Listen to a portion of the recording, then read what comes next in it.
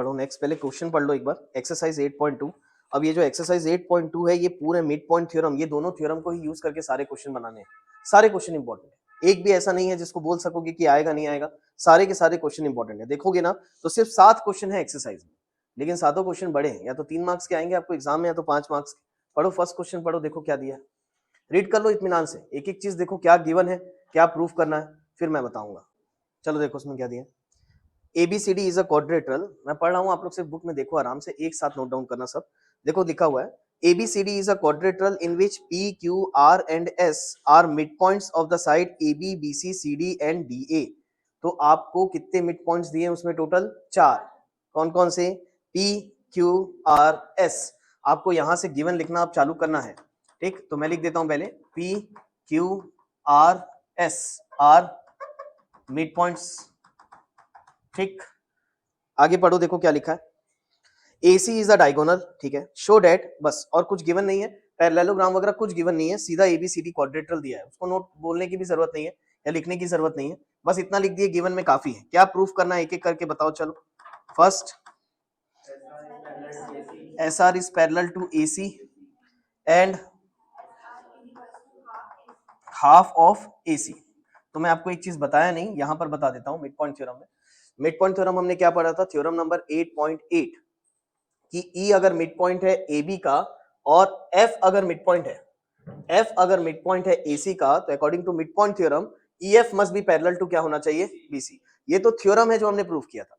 इसी थ्योरम में एक चीज और प्रूफ किया जा सकता है, अगर EF BC के पैरेलल है तो याद रखना EF must be equal to होता है हाफ ऑफ BC।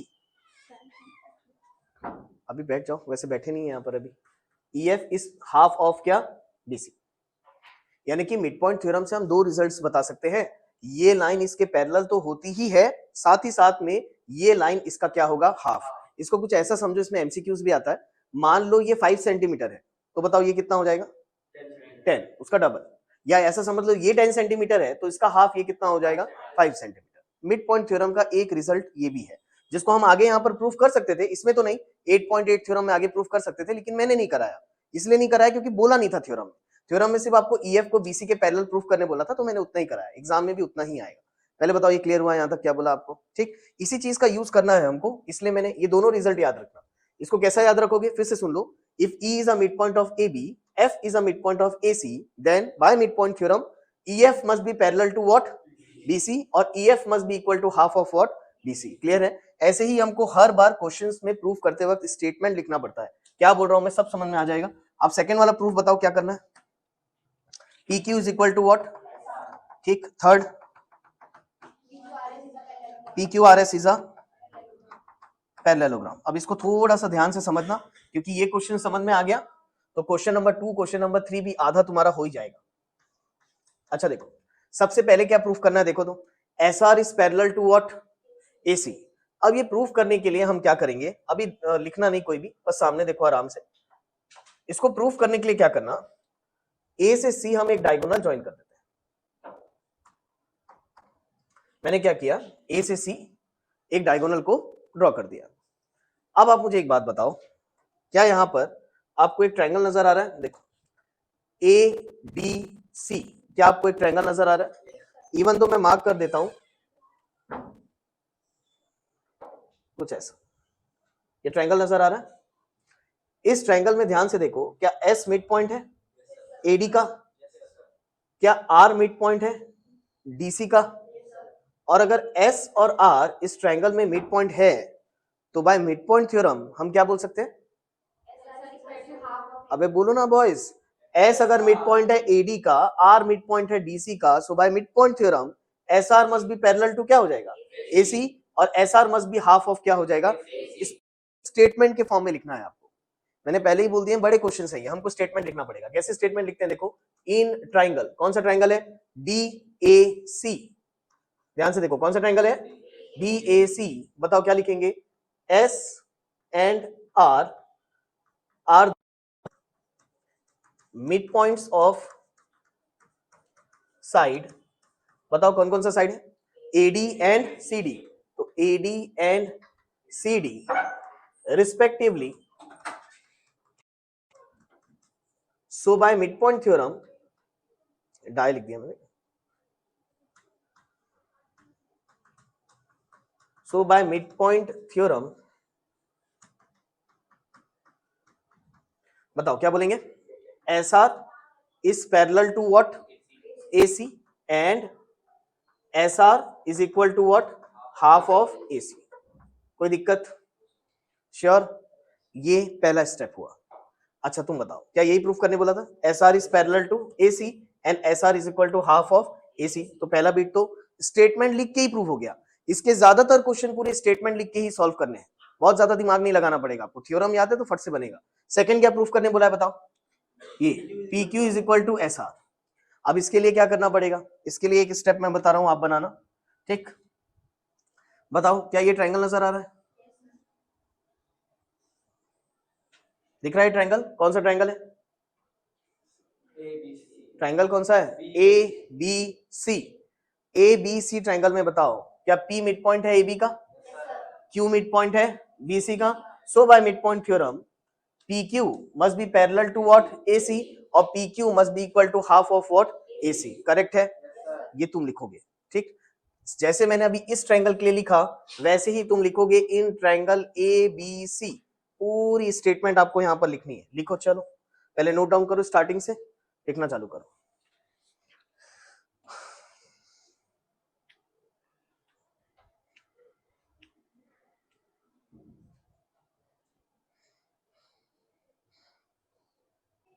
मैंने आपको कुछ लिखने बोला, ये पैराग्राफ लिखा आपने सबने, ठीक?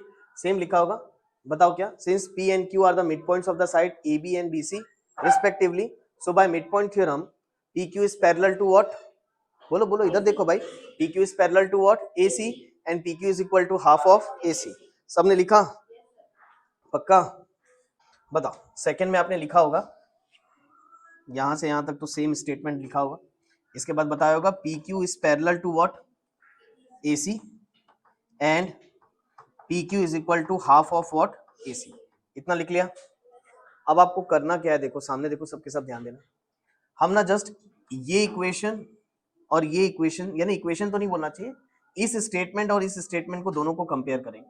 आप थोड़ा सा ध्यान दो यहाँ पर, यहाँ देखो, यहाँ देखो, S R is parallel to क्या है, अरे देखो सामने देखो, S R is parallel to क्या है, AC, और PQ इज पैरेलल टू, भाई यहाँ पर ना इन दोनों चीज को डायग्राम में देखो, अगर मैं बोलूं ये लाइन इसके पैरेलल है और हमने सेकंड स्टेटमेंट में ये बोला कि ये लाइन भी इसके पैरेलल है, तो क्या तीनों आपस में पैरेलल हो गए? तो अगर मैं इन दोनों को आपस में कंपेयर कर दूं, मैं इसको ना यहाँ पर गिवन हटा दे रहा हूं, इतना मेरे ख्याल से आप लोग ने लिख ही लिया होगा।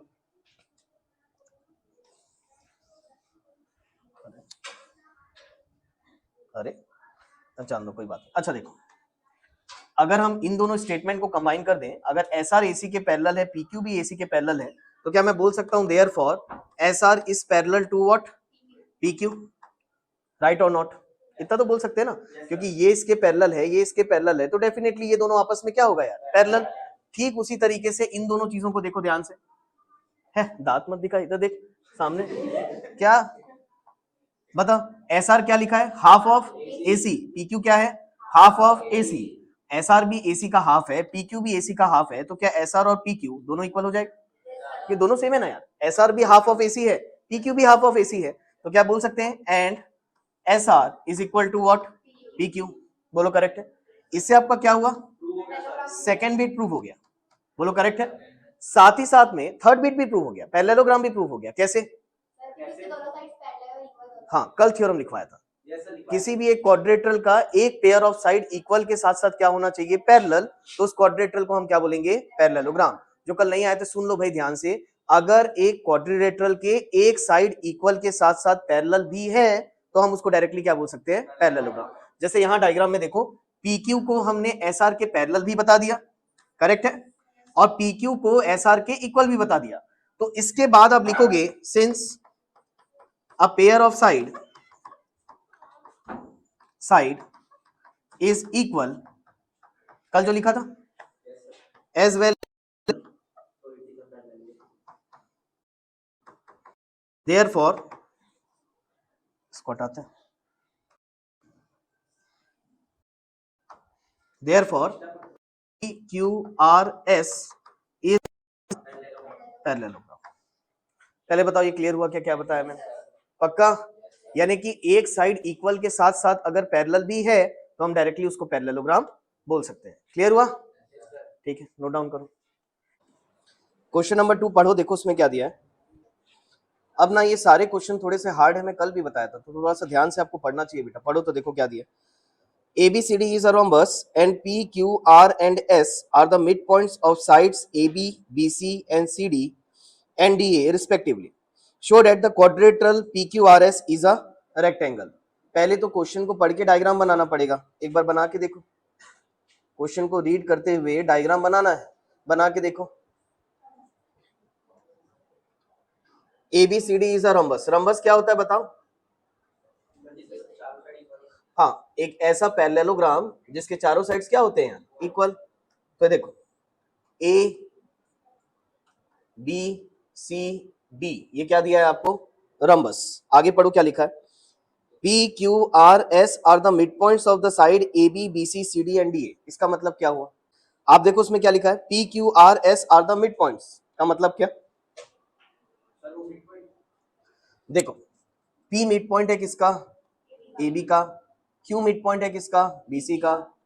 R मिड पॉइंट है CD का या DC का, और DA का मिड पॉइंट क्या है? S। बोलो करेक्ट है। अब देखो आगे क्या बोला है, शो दैट क्वाड्रिलेटरल PQRS। अब क्वाड्रिलेटरल PQRS का मतलब क्या हुआ? ज्वाइन करना पड़ेगा। PQRS को ज्वाइन करेंगे तो तुम मुझे बताओ, अगर मैं P से Q को ज्वाइन कर दूं, ठीक, वैसे ही R से Q को ज्वाइन कर देते हैं, S से R को ज्वाइन कर देते हैं, और S से P को ज्वाइन कर देते हैं। तो देखो इनको ज्वाइन करने से क्या आपको एक क्वाड्रिलेटरल बनता हुआ नजर आ रहा है ना? इसको थोड़ा सा करेक्ट कर देते हैं, यहाँ ये S हो गया, ठीक। अब आपको ये क्वाड्रिलेटरल को क्या प्रूफ करने बोल रहा है? पढ़ो, rectangle. Very important question, star mark लगा लो, हार्ड क्वेश्चन है, ठीक है। अब PQRS को रेक्टेंगल कैसे प्रूफ करेंगे? पहले क्वेश्चन में और इस क्वेश्चन में थोड़ा सा अंतर है। आप देखो फर्स्ट क्वेश्चन में क्या सेम डायग्राम दिया था बुक में? पहले क्वेश्चन में डायग्राम दिया था, लगभग सेम डायग्राम दिया था, और उसमें लास्ट बीट में क्या प्रूफ किए थे? देखो ना बुक में, तुम्हारे पास बुक है यार, फर्स्ट क्वेश्चन के लास्ट बीट में क्या प्रूफ किए थे? PQRS is a parallelogram. Parallelogram proof किए थे। तो याद रखना PQRS को इस केस में रेक्टेंगल प्रूफ करने बोल रहा है। तो अगर रेक्टेंगल प्रूफ करने बोला है तो पहले पैरेललोग्राम तो प्रूफ करना ही पड़ेगा।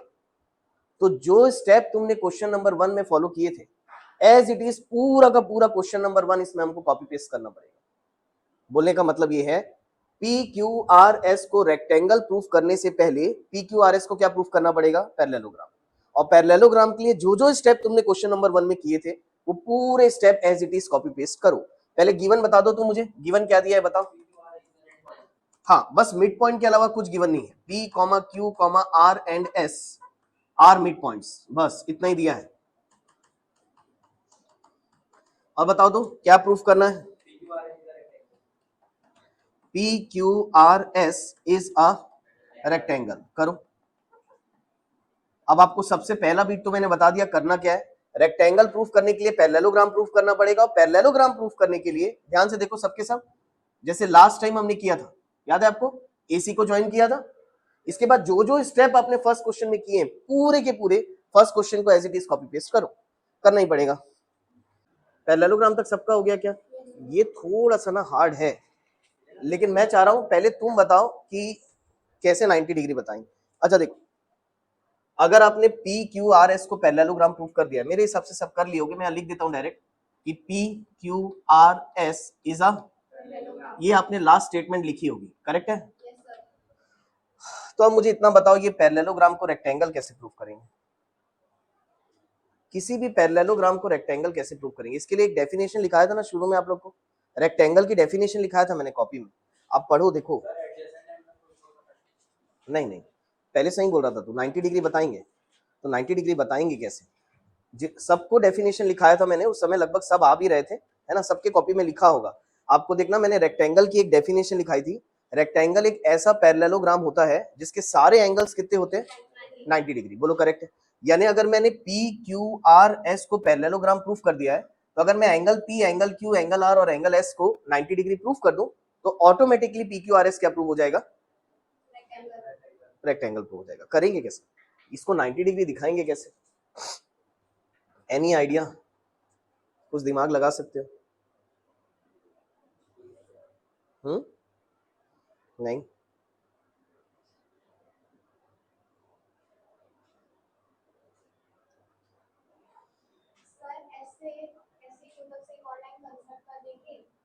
एक मिनट कहाँ से?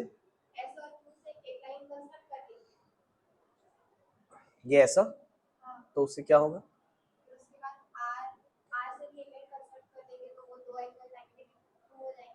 नहीं, गलत बोल रहा मैं।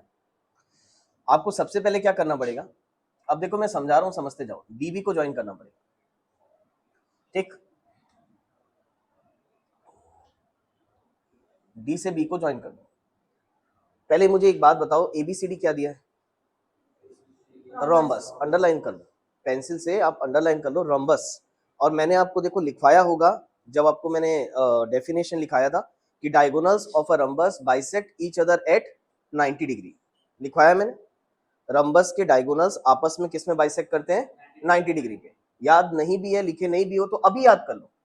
अगर ABCD रोम्बस है तो इसके डायगोनल्स हमेशा कैसे बाइसेक्ट करते हैं? 90 डिग्री पे। ये सारे एंगल 90 डिग्री आपको मालूम है, बोलो करेक्ट है? तो यहां पर लिखेंगे अपन सिंस वी नो डेट, लिख लो आप भी साथ ही साथ में, since we know that diagonal of a rhombus bisect each other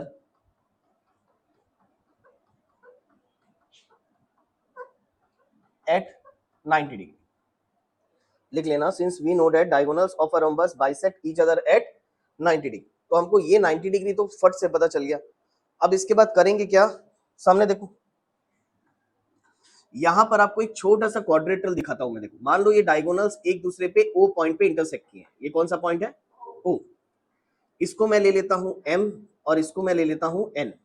आप देखो क्या है, छोटा सा क्वाड्रेटरल दिख रहा है, पी एम ओ एन दिख रहा है? छोटा सा क्वाड्रेटरल नजर आ रहा होगा, पी एम ओ एन, ये क्वाड्रेटरल है। अब मुझे एक बात बताओ, इस क्वाड्रेटरल को क्या हम पैरेललोग्राम प्रूफ कर सकते हैं? ये छोटे से क्वाड्रेटरल कर सकते हैं। कैसे करेंगे? थोड़ा सा ध्यान देना। क्या तुमने बताया है PQ is parallel to AC? आपने देखो शुरू में लिखा होगा P is a midpoint of this, P and Q are the midpoints of this and this, so by midpoint theorem PQ is parallel to what? AC लिखा है आपने। अब मुझे बताओ, अगर ये लाइन इसके पैरेलल है तो क्या PN MO के पैरेलल होगा? 100%। आप ये मान लो ना, ये पूरे चैप्टर का सबसे हार्ड क्वेश्चन बता रहा हूँ। बाकी इसके आगे जो क्वेश्चन है वो आसान है, ये थोड़ा सा कंसेप्चुअल क्वेश्चन है, ध्यान से समझना बेटा। कहीं डाउट आएगा तो तुरंत पूछ लेना मुझसे, ठीक है ना? पहले मैं बताओ, ऐसा लिख दूं, since PQ is parallel to what? AC, then बताओ, बोल सकते हैं PN is parallel to what? MO। कोई डाउट? ठीक उसी तरीके से आप मुझे बताओ, क्या PS भी पैरेलल होगा BD के? ऑल्दो हम इसको लिखे नहीं है, लेकिन लिख सकते हैं, लेकिन लिखेंगे नहीं। बस तुम लोग देखो यहाँ पर, क्या P और S मिड पॉइंट है? और अगर P और S मिड पॉइंट है तो by mid point theorem PS is parallel to क्या हो जाएगा? BD। और अगर PS BD के पैरेलल है तो PM भी किसके पैरेलल हो जाएगा? NO। तो उसको डायरेक्ट लिख देंगे सिमिलरली, क्योंकि एक ही स्टेप है। सिमिलरली बताओ क्या लिखेंगे? PM is parallel to what?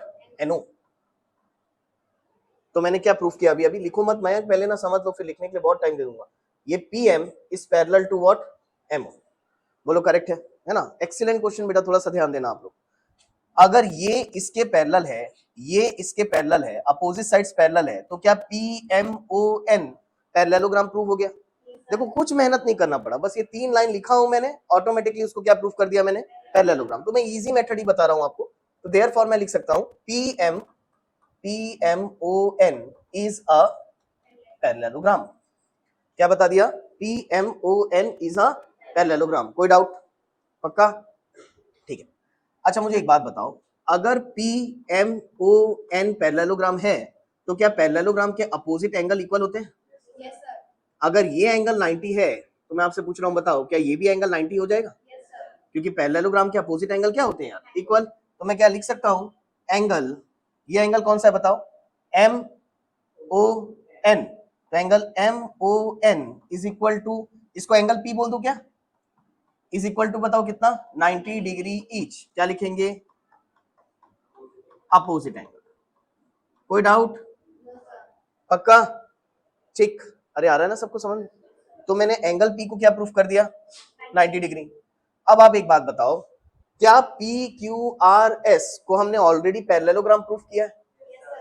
और अगर P Q R S parallelogram है तो जितना एंगल पी होगा क्या उतना ही एंगल आर भी होगा? Again opposite angle. अगर एंगल पी 90 है तो एंगल आर भी कितना हो जाएगा यार? Opposite angle. तो मैं बोल दूंगा what, angle P is equal to angle R is equal to what, 90 degree each. क्या लिखोगे? Opposite angle. कोई डाउट? ठीक। अच्छा बताओ, क्या एंगल पी और एंगल क्यू का सम 180 डिग्री होगा? क्योंकि पी क्यू आर एस अगर पैरेललोग्राम है तो एडजेसेंट एंगल का सम कितना होता है यार? 180 डिग्री। एक पैरेललोग्राम में आजू बाजू वाले एंगल का सम कितना होता है? 180 डिग्री। तो मैं बोल सकता हूँ angle P plus angle Q must be equal to कितना? क्या लिखेंगे? Adjacent angle. आप पूरा फुल फॉर्म लिख लेना। बताओ एंगल पी कितना? 90 plus angle Q is equal to 180। 90 को उधर भेजेंगे तो एंगल क्यू कितना आ जाएगा यार? 180 माइनस 90, और 180 माइनस 90 कितना हो जाएगा? 90 डिग्री। कोई डाउट? तो देखो एंगल क्यू भी कितना आ गया? एंगल क्यू भी कितना आ गया? 90। करेक्ट है। अब बताओ जितना एंगल क्यू रहेगा क्या उतना ही एंगल एस भी रहेगा? Again opposite angle. तो मैं यहां लिख दूं, इधर लिख देता हूं कि angle Q is equal to what, angle S is equal to what, क्या बोलेंगे? Opposite angle.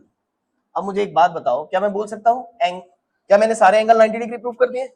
बोलेंगे angle P is equal to angle Q is equal to angle R is equal to angle S is equal to कितना? 90 degree. Therefore PQRS is a rectangle. लग रहा है 5 mark का question? बिल्कुल। पहले तो पैरेललोग्राम प्रूफ किया था, उसके बाद के इतने स्टेप्स और हैं आपके। आया क्या समझ में? अब आप लोग एक काम करोगे, इसको नोट डाउन करो और फिर इसको बिना देखे एक बार और रिपीट करोगे। ठीक, पहले नोट डाउन कर लो फिर रिपीट भी करना। करो, चलो हो गया। चलो देखो नेक्स्ट क्वेश्चन नंबर 3 देखो तो क्या दिया है। Question number 3, CD is a rectangle. तो यहाँ पर ABCD क्या दिया है? रेक्टेंगल। मैं आपको बता रहा हूँ, पहले आप बनाओगे। PQ are the mid point, same PQRS आपको मिड पॉइंट बनाना है और क्या प्रूफ करना है? PQRS rhombus. बोलो करेक्ट। इस बार ये PRS को क्या प्रूफ करना है? रंबस। मुझे एक बात बताओ, रंबस करने के लिए क्या पैरेललोग्राम प्रूफ कर, रंबस प्रूफ, पैरेललोग्राम प्रूफ करोगे तो सेम नाउ गिवन लिखो, टू प्रूव लिखो और PQRS पैरेललोग्राम प्रूफ करके रुक जाना, फिर मैं बताऊंगा रंबस कैसे प्रूफ करना है। लेकिन अब थोड़ी सी स्पीड आ जानी चाहिए यार। करो चलो, डायग्राम बना के गिवन इवन सब तुम लिखो, आराम से करते हैं। करो चलो।